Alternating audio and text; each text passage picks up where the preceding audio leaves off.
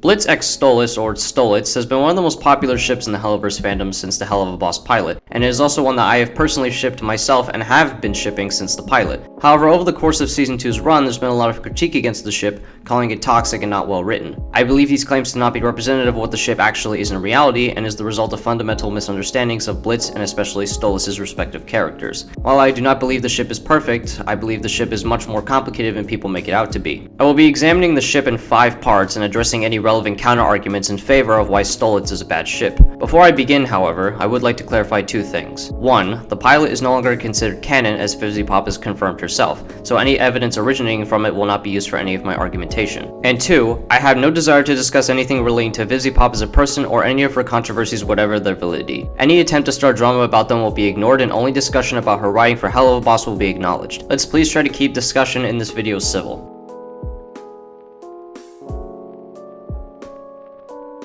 Now, we can all agree that cheating is bad, or at the very least generally considered a morally bad action. However, just because you have a moral standing on something does not mean a character will have or will be obligated to share the same moral standing as you. Not everyone is obligated to think the same way as you. Not everyone is expected to share the same moral code as you. And to expect everyone to intrinsically agree with whatever you think, however valid, it is simply self-righteous and disregards the other person's individuality. Regardless, one of the arguments of Stolitz being toxic, or more specifically Stolitz being toxic, is because the relationship was built on the foundation of cheating. While I do agree that having a relationship start out as an affair isn't the best way to start a relationship, and I absolutely do not support a relationship starting out like that in such a manner, just because a character has a different moral code than you, or goes about practicing their moral code differently than you, does not necessarily make them a badly written character, or in Stolitz's case, a toxic character. Take for example the Punisher. Not everyone in the show or in real life shares his views on killing criminals. Yet in his show, despite the moral differences he shares with both characters in said show and in real life, he is still regarded as a well-written character. Stolitz acknowledged that he knows what he did was wrong, indicating that he does have a moral standing against cheating. However, he has also stated that he does not feel bad about what he did because he knows that in reality it never hurt Stella to begin with. I like tormenting you. I want to keep reminding you of what you did. I know what I did. I would feel bad if I hurt you, but we both know I didn't do that. You and I were arranged for one reason, to birth a precautionary heir to the Goetia family. Nothing more. I tried so many years to make it comfortable for us to have this family, but it was never enough.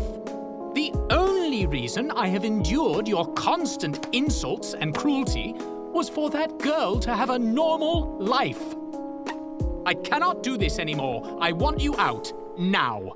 It is also important to note how Blitz made Stolitz feel when they engaged in their affair. After years of parental neglect from his father to marital abuse from Stella, he found solace in Blitz, regardless of the feeling not being mutual for Blitz at the time. Oh, I've never had anyone want me this way. You have no idea how long I've craved this kind of passion, and how much it means that the one who wants me is my first ever friend. He had been drowning away his feelings of depression for so long with alcohol and pills that when he saw even a glimmer of genuine passion and want for him, he jumped at it like a crazed, emotionally starving animal, who had at long last found the one thing he had been searching for and longing for so much of his life. While yes, Stolitz gladly initiated and reciprocated to Blitz's fake advances, ultimately Blitz never had to have sex with Stolitz. He could have easily had taken the grimoire and left, but stayed because not only did he feel bad for Stolitz, but it was also because he felt moved by Stolitz calling him his first ever friend, touching a nerve for Blitz. It made him feel wanted. So accountability for Blitz for the first time they started their affair is most certainly in order. To Stolitz, Blitz was never a fling. He represented someone that Stolitz felt a true connection with after years of knowing only neglect and cruelty. Even this fleeting moment of solace felt like salvation. Whether Blitz shared those same feelings or not in that moment, for Stolitz it was the first time in a long time that he felt he wasn't unlovable and felt genuine happiness. Of course I know what you all are thinking, but the cheating didn't just affect Stella, it affected Octavia as well, and I will get into her later on in the video as she is important to Stolitz's character. However, to support further that Stolitz knows that cheating is wrong, he was not going to simply continue his affair in secret and let it further poison his family, by extension Octavia. He realized how truly unhappy he was and how happy Blitz actually made him happy, that he called for a divorce so that him and Stella would not have to be forced to endure each other's company any longer, especially considering the only reason they stuck together was until Octavia was of age. And the only thing the Goetia family wanted from our marriage is already 17, so it's over. I'm done. So why is it that the way Stolitz goes about practicing his moral code on cheating is so demonized towards him, when on the opposite end, Frank Castle goes through exercising an objectively worse difference in moral code? It is because, like with many other topics, the topic of cheating is a very reactionary and sensitive topic compared to the concept of killing, which has been glorified by things like Hollywood for decades, making it seem not so bad. However, cheating, like killing, is a topic that should be approached and written with nuance. They are both not black and white after all. Yes, there are examples where both topics are in fact black and white, both in fiction and in real life, such as having an affair simply for the lustful thrill, and murder for the sake of wanting dominance over the weak. However, those are not the cases with both Stolitz and the Punisher, and to hold this double standard for one topic while putting down another when they both rightfully deserve and have nuance to them is a disrespect to both pieces of art, as you are not giving them the full engagement and good faith analysis it deserves, just like everything else. Stolitz is not perfect, just like everyone else in life. He was deeply hurt by Stella's actions for years and endured all of it solely because he loved his daughter so much that he could not bear to have her forced to live a life filled with constant misery. His affair was a symptom of his abuse, not a celebration of cheating. It was a narrative entry point to his eventual path to happiness. It was never done with malicious intent. It was never even done as a way to get back at Stella. It was an escape from his cage of self-misery. And while it is not an excuse for his act of cheating, it does make it understandable. Understanding the reasons behind an action is not the same thing as condoning them.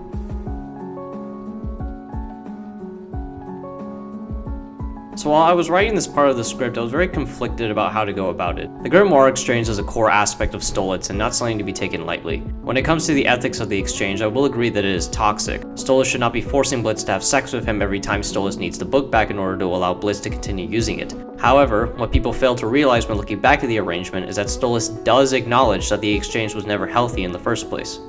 I'm giving you this because I care very deeply for you. And I have for some time. But this transactional thing we have, it's not right anymore. It hasn't been. It never was. And now, all I can see is how wrong it is to be so tethered to someone in such an unfair way. And not know how they feel. He realized that he was making Blitz hurt in an unfair way, all for his own desired fantasy, never allowing Blitz to make his own choice based on how he felt in the relationship, most likely coming to this conclusion not only because of his love for Blitz, but also because he realized how similar the arrangement was to Stella, his arranged marriage, leading to him putting an end to it all by asking Asmodeus for the crystal, allowing Blitz to finally have the freedom to make his own choices, just how Blitz unknowingly helped Stolitz recognize his own freedom of choice when he realized how unhappy he was. So to say that Stolitz is being maliciously toxic, or that the writers didn't recognize how toxic the arrangement was in the first place, is simply a result of not paying attention to what's exactly being said in the episode. I think Hanlon's razor best describes Stolitz when it comes to the Grimoire exchange. Never attribute to malice that which is adequately explained by stupidity. Stolitz was never malicious when it came to proposing and carrying out the exchange, but that isn't an excuse for how he treated Blitz. He was stupid for even proposing it in the first place, but what's important is that he did recognize how toxic it was from the beginning and work it out with Blitz. Of course, that wasn't the end of the conversation in the Full Moon episode, however. Most certainly not.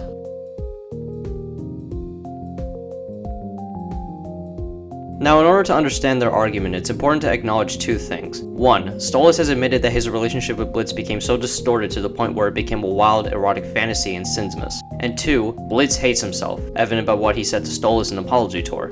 Have you ever even apologized once in your life? Oh, you think I can't apologize? For what? You want me to be like, oh, sorry, this entire time I assumed the worst because I was convinced a prince could never love someone like me, and I let my self-hatred stop me from apologizing to anyone I could never care about? Well, yes, that. With these two things in mind, we can now adequately analyze their argument. Thank you, Blitz, for awakening me, for making me so happy, even if only for a little while. I wish you the best with your business. Wait, what? You were serious? Oh, hold on now, Stolitz. What the fuck? I have my answer, Blitz. You needn't say anything. I have wanted you for so long. The fact that you couldn't believe that I might have these feelings about you, that your first instinct is that it's always about sex. That's enough to know what this is. What? Fuck you, Stolitz. You spring this feelings bullshit on me. Are you fucking kidding? Can I get a fucking minute to think after everything you put me through, you pompous, rich asshole?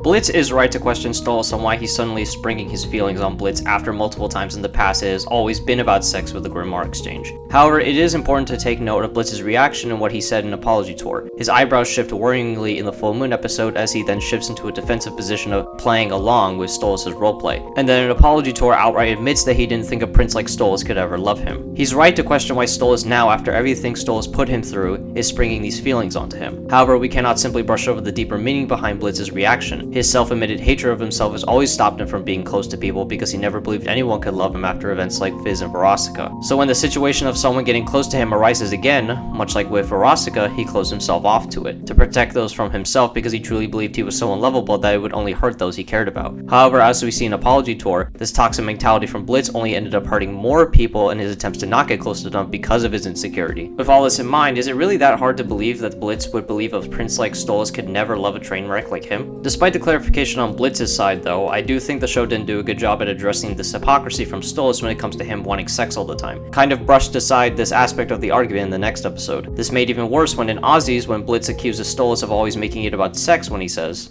Stolitz, don't act like what we have is anything but you wanting me to fuck you, okay? You make that really clear all the time. But I can't do it tonight, okay? I'm sorry. and is then never properly addressed again the next time they see each other in Seeing Stars. I personally interpret this though as Stolitz truly believing that his intense sexual desire for Blitz came off as romantic to Blitz the whole time, because he did feel romantic feelings for him, as well as Stolitz himself being a Goetia, royalty, that he was naive to the classism among imp kind. Not that he is classist, as he made it very clear in Apology Tour, but as seen with other Goetia like King Paimon and Androphis, it's not out of the realm of possibility. Regardless, I won't condemn anyone for thinking otherwise on this issue. However, to address the problem of Stolitz not recognizing classism within Hell, I actually think it's a good thing that he doesn't just suddenly realize the concept of classism because of just Blitz. Classism in Hell is a deeply rooted societal problem, just like in real life, that needs to really be experienced firsthand to understand the true damaging effects it has on its victims. Yes, he had Blitz who would bring it up, but Blitz is a biased case for Stolitz, not to mention that Blitz, unlike other demons, actually does quite well for himself in demon society. So well in fact that he actually got complimented by Stryker, a person that sees the majority of imps as inferior to himself. Not many imps start businesses on their own. That's pretty impressive, sir. Oh, yeah, it is. I guess it is, isn't it? And I think that's what Vizipop will be attempting to do in Season 3 since Stolitz is now living with Blitz. He'll be able to learn firsthand the struggles imps and other lower class demons have to go through, and when he inevitably regains his status in 100 years, he could then use his status to bring about change in Hell Society, a new character arc for him in Season 3. Of course, only time will tell. Treat me like one of your little butler imps? You can't just dismiss me like that. I mean, you royal fucks think you can do this every time. Like you can just play with our feelings because we're smaller and not as important. Well, I'm not letting you, bitch! Let's go! What Blitz just said is incredibly important, and there's two big things to take away from it. First, the reason Stolitz dismissed Blitz, as Blitz said, is because he was prepared to accept that Blitz only thought he was a prisoner in the arrangement. Would he want me if he was free? We're fine! And if he's only here as a prisoner, what kind of monster does that make me? My entire life's been written in stone. He taught me that I could choose. He deserves the choice to stay or go. He wasn't dismissing Blitz because he was an imp, he was dismissing him because he was fully prepared to accept Blitz's final decision, and that included the possibility he wanted to leave the relationship. And two, the common argument of Stolitz talking down to Blitz is really only backed up by instances in Season 1 of Stolitz referring to Blitz as his little imp. However, what is important to keep in mind is that Stolitz refers to Blitz like this either in sectional connotations as a form of dirty talk, or as simple cute nicknames for Blitz. Why, hello, my big-dicked Blitzy. Oh, Blitzy! I need my bodyguard, please. My, what good aim you have, Blitzy. That's better. Where is Blitzy? He's my knight in shining armor, not you littler ones. And it isn't supposed to be lent out to itty-bitty imps like yourself. Especially that sexy little one there. Yoo-hoo, Blitzy. Oh, fuck me. My darling Blitzy!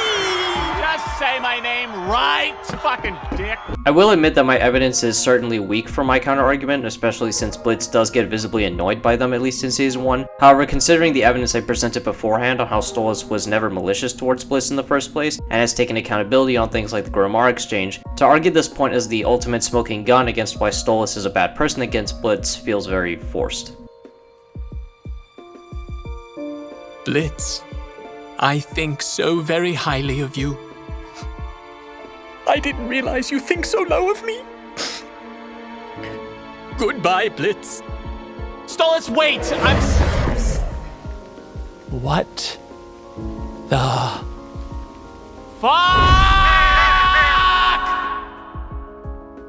Stolitz does in fact think very highly of Blitz, and he always has. And Blitz quickly realizes, oh crap, he actually does think very highly of me, and immediately goes over to apologize before being transported away, because Stolitz in his mind is overwhelmed by Blitz's anger. Anger that Blitz doesn't even fully comprehend himself, as he said that he needs a minute to process everything. All because again, Blitz hates himself, and he could never imagine a prince like Stolitz being with an imp like him. However, the damage was done, and that led to Stolitz and Blitz having their rocky breakup. This breakup wasn't the result of built-up toxicity, but of tragic miscommunication and misunderstanding. Two broken people unable to see past their wounds long enough to understand one another, resulting in an aftermath before the worst of the storm is to come.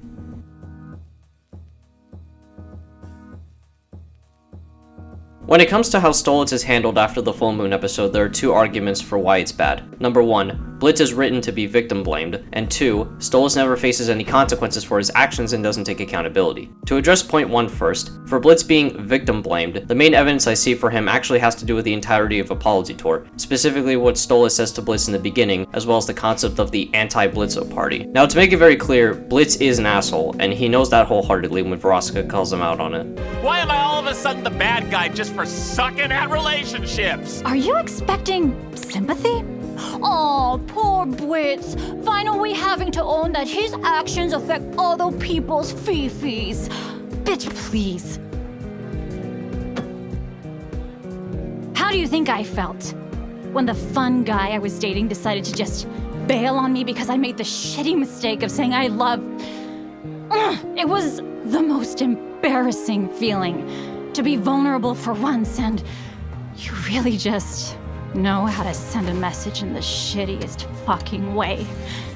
The worst part is you still make me feel like a bad person for being angry at you now.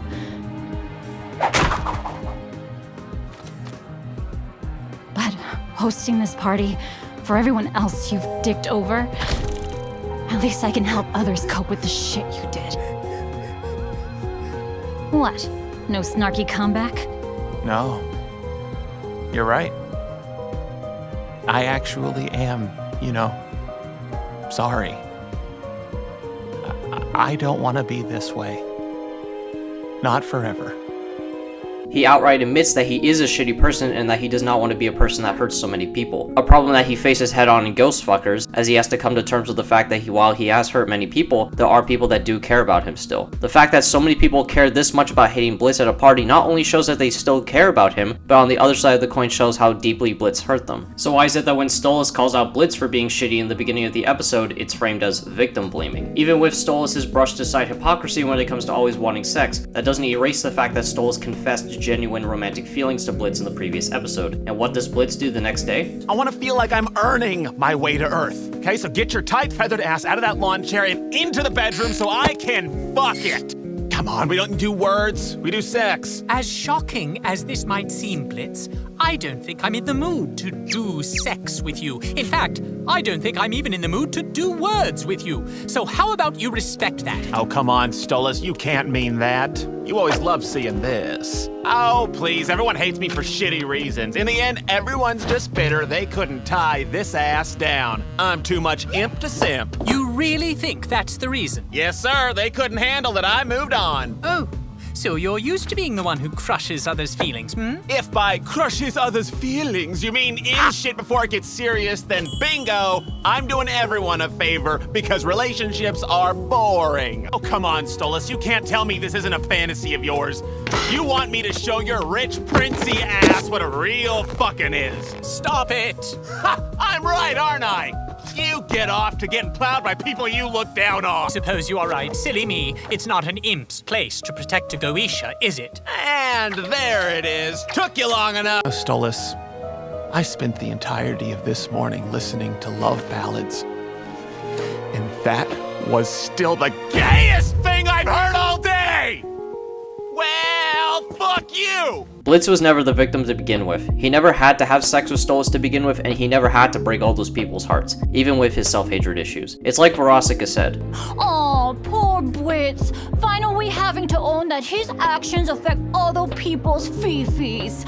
Bitch, please. To brush aside all of Blitz's actions after the Grimoire exchange was broken as victim blaming is to disregard that Blitz now has the freedom to make his own decisions when it comes to his relationship with Stolitz, as well as him already having autonomy to make his own choices in the past as well. That including everyone he hurt at the anti-Blitzo party. Alongside with Stolitz not being malicious at all whatsoever when it came to their relationship from the start, it is simply disingenuous, and Blitz himself again has acknowledged that he is not a good person. Now to address point 2, point being that Stolitz does not face any consequences for his actions and doesn't take accountability. But honestly, when I was writing this part of the script, I was very conflicted about how to go about writing it. I thought it was going to take a lot of explanation on how it wasn't actually the case, when the truth was, the show very explicitly spells out what Stolitz is facing and doing. For Stolitz not facing consequences, he literally defended Blitz and his love for him in Demon Court, resulting in him having his status stripped from him for the next 100 years, a major consequence for his actions. And as for him not taking accountability for everything he's done, including the Grimoire exchange and his affair with Blitz, well... What a fucking idiot I am!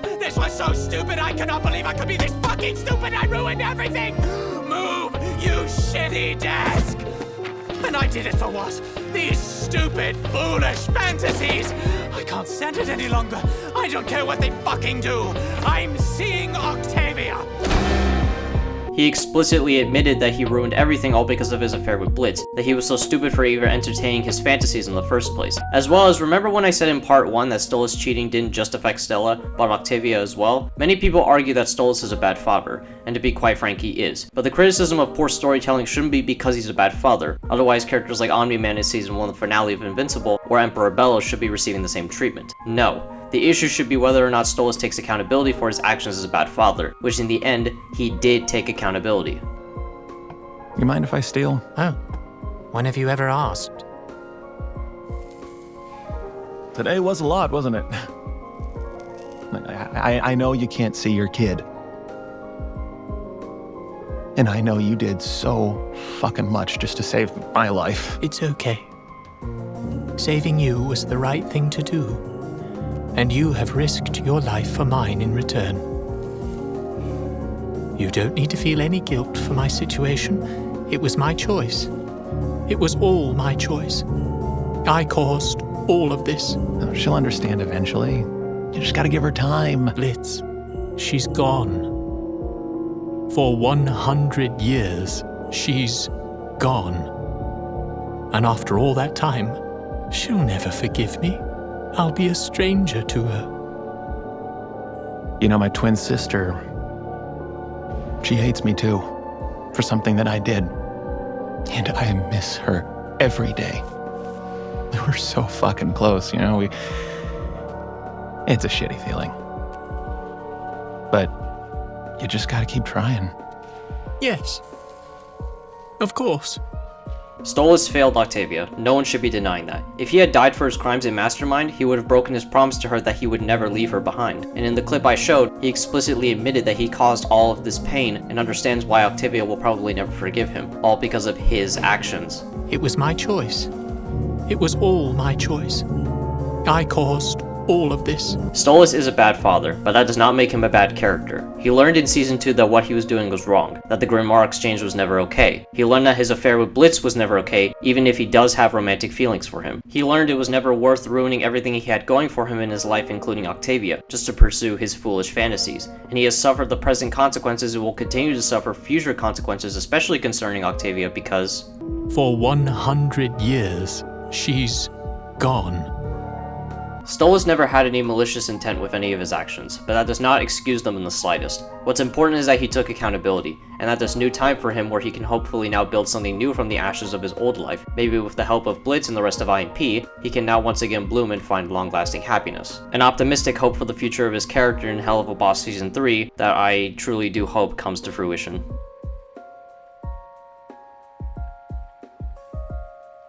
If anything in this video has made you consider that maybe this show has more going on with its writing than you previously assumed, I recommend you turn that notion towards Vivi Pop herself, who wrote this story to the quality that it is. At its core, Stolitz is complicated.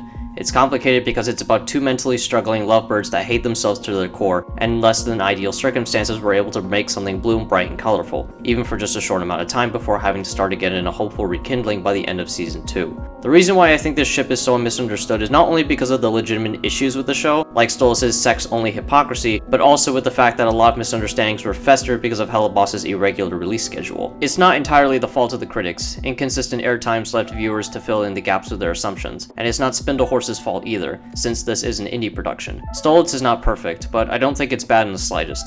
It never was attempting to be aspirational, to glorify toxic power dynamics. It's messy and tragic, not a model relationship like Fizzerwali and Ozzy. The show has always presented it as flawed and has called out Blitz and Stolitz for their actions as well as reprimanded them for said actions. That's why their relationship is so compelling. I think the ship is pretty good. There's a reason I fell in love with these two from the beginning of me watching this show, and I hate myself for letting myself get wrapped up in all the hate for these two without actually analyzing what was being said at the time. So in a way, this video is not only a defense of Stolitz x Blitz, but also to rekindle my love for this show. Because I do love this show, and I'm glad I took the time to reevaluate it because I've had such a blast not only writing this script, but also going back and watching the show because it is so enjoyable. Of course, not everybody will agree with my take. These are just my thoughts after all. So let me know yours down in the comments below, and don't forget to like and subscribe.